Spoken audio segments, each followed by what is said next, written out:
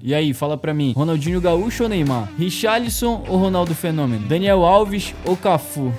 Brincadeiras à parte, rapaziada. Hoje eu vim trazer pra vocês a comparação da nossa seleção pentacampeã com a atual, pra gente ver aí se em termos técnicos individuais, se a nossa seleção melhorou ou não, se piorou em cada uma das posições. Então senta aí com a gente, fica bem confortável, porque você tá no sofá do VAR.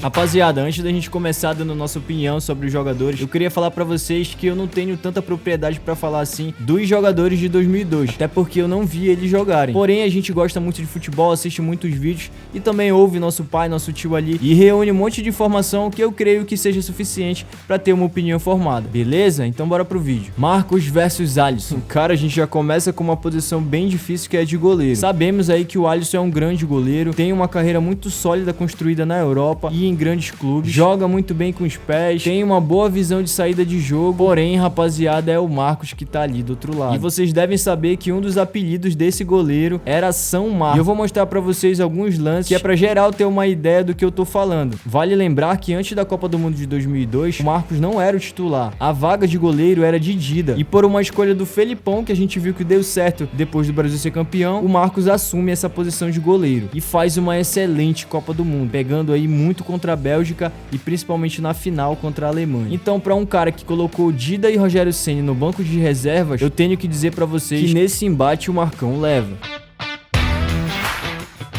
Cafu versus Danilo. E calma, eu sei que você tá rindo muito dessa comparação, mas eu vou te mostrar que não é bem assim não. O Cafu não tinha status de ídolo em 2002 e eu vou te mostrar que ele até era muito contestado. Eu dei uma pesquisada sobre o que se esperava do lateral direito da seleção brasileira em 2002 e eu achei que na época muitas pessoas criticavam o Cafu e até mesmo a sua convocação. O Cafu se tornou ídolo mesmo depois da Copa do Mundo e apesar de ser, na minha opinião e também da maioria dos críticos de futebol, ele ser realmente um grande jogador, um grande lateral, em termos técnicos ser excelente, naquele momento, antes de terminar sua carreira, lá em 2002, ele era bastante contestado. Mas ainda assim, não temos o que comparar aqui. Me desculpa, Danilo, mas se eu fosse o Tite e tivesse entre você e o Cafu, eu escolheria com certeza o Cafu.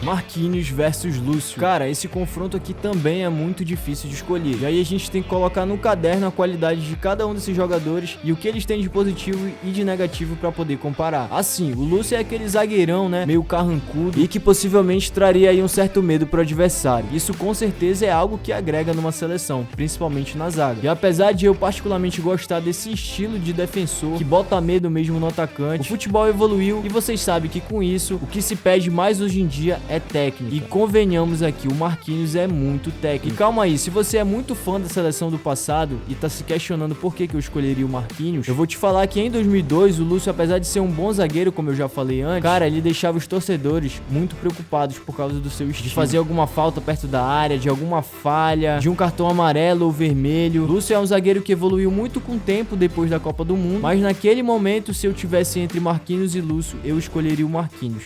Até porque o Marquinhos chega na Copa do Mundo com status de ser um dos melhores zagueiros do mundo. Roque Júnior versus Thiago Silva. Rapaziada, esse confronto aí com certeza é bem difícil de escolher. Até onde eu sei, o Roque Júnior fez uma excelente Copa do Mundo e era um dos zagueiros de mais confiança do Felipão. Juntamente com o Lúcio, os dois tinham um estilozão mesmo de ser xerife, de chegar junto e de chutar a bola pra lateral. Porém, o Roque Júnior era mais técnico. Agora, você pega do outro lado o Thiago Silva, que fez uma excelente carreira na Europa, defendeu grandes clubes e por onde passou só recebeu elogios, além de já ter bastante tempo de seleção e sempre ser titular, cara, fica muito difícil escolher. Eu não sei pra vocês, mas eu escolheria o Thiago Silva. Comenta aqui embaixo a sua opinião, eu quero saber quem você colocaria na sua zaga. Roberto Carlos versus Alexandro. Sinceramente, rapaziada, e com todo respeito ao Alexandro, que é um ótimo jogador, essa aqui seria uma das comparações que a gente ia mais perder tempo se tentasse. Eu acho que nem se você pegar todos os laterais que a seleção brasileira tem disponível hoje do lado esquerdo, não dá um Roberto Carlos. Edmilson versus Casemiro. Rapaziada, chegamos aqui ao meio de campo, mais propriamente falando, os volantes. Caso você não conheça o Edmilson, ele é um jogador que veio do São Paulo e chegou ao ápice da sua carreira jogando no Barcelona. Um excelente volante que cumpriu muito bem sua função tática na seleção brasileira de 2002. O Felipão mesmo rasgava elogios pro estilo de jogo tático que o Edmilson colocava no meio campo da seleção brasileira. Mas assim, humildemente falando, você tem Casemiro do outro lado. E o Casemiro chegando como campeão da Champions League. E assim, eu não consigo muito bem comparar tecnicamente os dois jogadores, porque o que o Casemiro joga de bola, rapaz, é brincadeira. Ele ganhou a confiança do Tite e simplesmente se tornou titular absoluto, além de ser hoje um dos melhores volantes do mundo. E eu arrisco a dizer, se não, o melhor.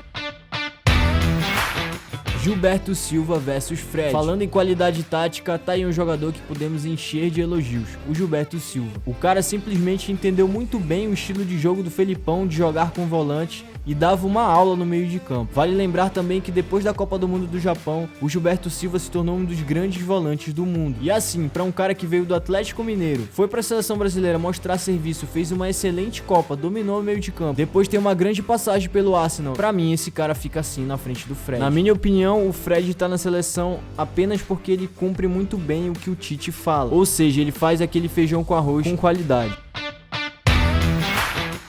Kleberson versus Paquetá. Sem dúvida nenhuma, o Kleberson era um excelente meio de campo. Depois da Copa do Mundo, seu futebol foi muito valorizado e ele chegou no Manchester com status de craque. E caso você não lembre, ele foi até apresentado junto com o Cristiano Ronaldo. E olha que fizeram mais festa pra ele do que pro Cristiano. Assim, o Kleberson tinha bom passe, chute de longa distância, cumpria muito bem sua função no meio de campo. Porém, se a gente pegar o Paquetá hoje, pelo futebol que ele tá jogando, cara, o Paquetá é muito mais jogador. Além de ser um coringa por jogar em diversas posições, o cara cumpre muito bem taticamente todas elas se precisar. Seja no ataque, no meio campo, na ponta, recompõe muito rápido e sempre tá chegando na frente. Enfim, o Paquetá é praticamente completo. Então, pegando essa comparação aí, eu ficaria com o Paquetá. O que vocês acham?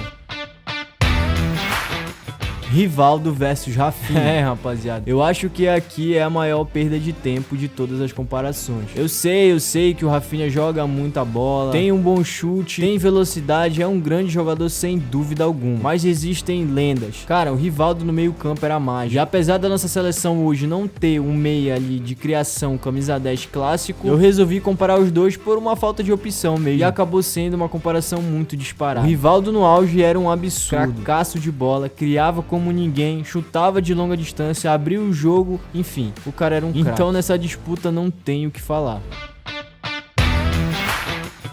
Ronaldinho Gaúcho versus Neymar. E é aqui que as grandes dúvidas aparecem, que ninguém tem coragem de assumir a sua opinião, que a maioria fica em cima do muro, que é realmente muito difícil de escolher. Pra falar na sinceridade pra vocês, rapaziada, eu não sei nem o que dizer. Neymar, um grande jogador, cracaço de bola, já mostrou no Santos pro que veio, já mostrou no Barcelona e na seleção brasileira foi o único craque a trazer uma medalha de ouro. Então eu sei que existem muitos críticos do Neymar, mas não tem realmente o que falar da carreira dele. Tá certo que faltou ali o melhor do mundo, mas o Neymar já tinha dito em diversas entrevistas que esse não era o principal objetivo da carreira e que o objetivo principal era ser campeão do mundo com a sua seleção, coisa que o Ronaldinho Gaúcho já conquistou. Cara, a exposição... tanto ser melhor do mundo quanto o título mundial com o Brasil. Então fica muito difícil opinar. Assim, se você pegar o momento em que o Ronaldinho Gaúcho é convocado, ele ali estava em ascensão, né? Tinha acabado de ser transferido para o Paris Saint-Germain. Não era ainda aquele Ronaldinho Gaúcho de 2003, de 2004 e 2005 do Barcelona, mas já era um grande jogador. Inclusive, os dois têm até uma carreira meio parecida. PSG, Barcelona. Muito se espera do Neymar, muito se esperou do Ronaldinho Gaúcho, principalmente em 2006. Porém, se você perceber, o Neymar hoje é o grande craque da seleção. E em 2002 e 2006 não.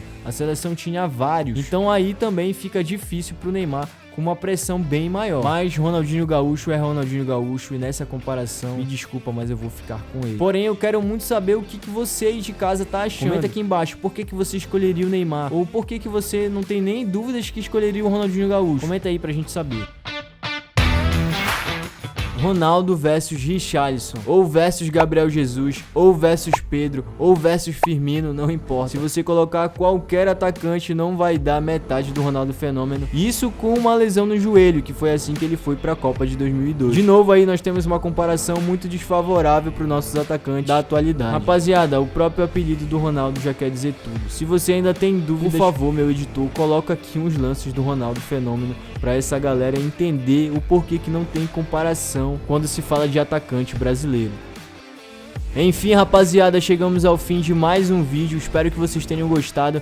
Deixa aquele like e comenta aí pra gente. E vamos dar uma olhada agora como é que ficou a nossa seleção. Ó, ficou assim: Marcos no gol, Cafu na lateral direita, Marquinhos na zaga, junto com Thiago Silva, Roberto Carlos na lateral esquerda, Casemiro de volante, Gilberto Silva de volante, Paquetá ali no meio campo, Rivaldo com certeza na criação de jogadas, Ronaldinho Gaúcho e Ronaldo Fenômeno.